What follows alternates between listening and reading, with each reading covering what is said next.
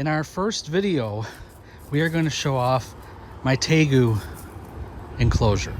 Now, my Tegu enclosure has a ton of automation in it, and we're going to go over exactly how I'm able to maintain humidity and also able to maintain temperature here in the hot Arizona sun. So we're going to get started with how this was constructed. It was constructed with wood and plexiglass. So everything on the edges here are plexiglass, as you can see, and everything else is wood. The top of the roof is also wood. You can see I put a lock here on the side, and I have a full swinging door to get inside completely. It is roughly a 10 foot by 8 foot by roughly 5 feet enclosure, so it's very large for the Tegu.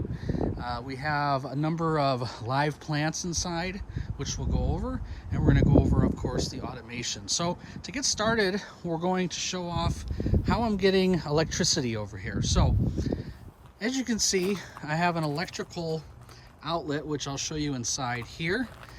And this is a dedicated circuit that runs into my house specifically for the electricity of the heaters inside, because the heaters use roughly 3,000 watts to heat it during the winter here, as in Arizona, for those that don't know, it actually gets to roughly 30 to 40 degrees at night. So this will heat them up real nice, and that's what we're doing with the heater. I also ran a dedicated electrical outlet. If we go over here, you can see I have a dedicated electrical outlet for the rest of the electrical, as you can see. So while we're over here, we have a swamp cooler. So this is what keeps the enclosure nice and cool during the summer. And for those that don't know how a swamp cooler works, it works in more arid climates such as Arizona, and it essentially converts water to air conditioning. So in order to do that, you need to have a water line ran directly to the swamp cooler. So you'll see I have a hose back here, and I also have a direct water line going right into the swamp cooler. And I also put a shade up there just to keep it nice and cool, so it's a little more efficient in what it does. So if we come around the top, you can see the water line that was run. It comes down into here, comes down into here, and then if we go all the way to my faucet, you're gonna see I have it hooked right into here. Now this is a link tap. Now what a link tap does, for those that aren't familiar with it, is it allows you to actually turn off and on the water. So even though I have the water essentially 24/7 on the swamp cooler, I have it turning off at night because it really doesn't need water during the evening. And this way, just in case there's a leak or there's something during the evening, I don't have to worry about it. All right, so if we come back to the enclosure itself, you'll see that I have a water line going over here. I also have tapped into my irrigation system in my home, and the irrigation system is on a timer, and it actually mists the inside of the enclosure on a misting schedule. I furthermore, if you look over here, I have a camera that goes in my tortoise pen. Now my tortoise pen is going to be another video down the road, but for now we have the Tegu that has water coming from an irrigation system and then water coming from the hose that I showed you. It also has electricity. So without further ado, let's go inside.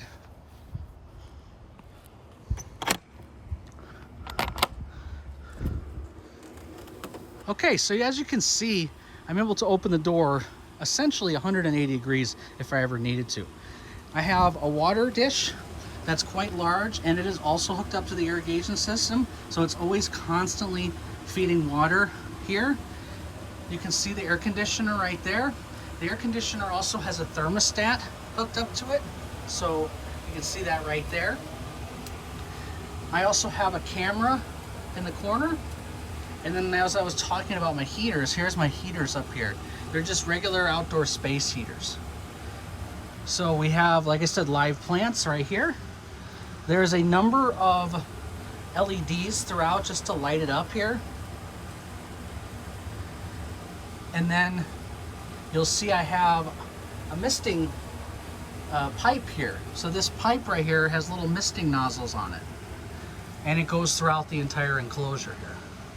Now if we step in a little bit more, you'll see I have 3 bulbs. I have 2 heat bulbs and 1 mercury vapor bulb. And of course I put a slate tile on here so it gets it nice and warm for him. I furthermore, if you look up there, I have all my electricity and an additional camera. So there's actually 2 cameras inside here. Now if we go into the hide, I have 2 heaters and also a floor heater inside here, so that way he could be nice and warm. And that's what heats up the enclosure here.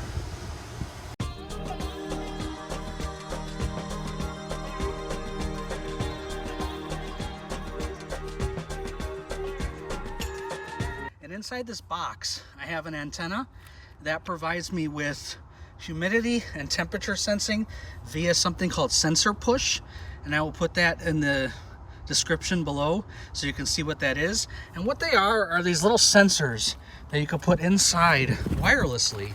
And what I did was I have the antenna hanging out over here, and that antenna allows me to control not only the humidity but also control the temperature as well.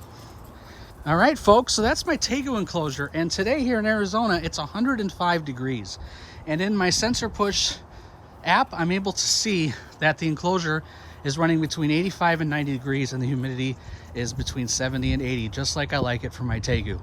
So if you have any questions, just leave them in the comments below. Hopefully you liked this video, and if you did, give it a nice big thumbs up because it helps the channel. If you haven't subscribed, go ahead and subscribe to this channel. If you are familiar with me, I have a reefing automation channel, and if you're interested in that as well, you can subscribe there. I look forward to seeing you soon. Thank you for watching and have a wonderful day.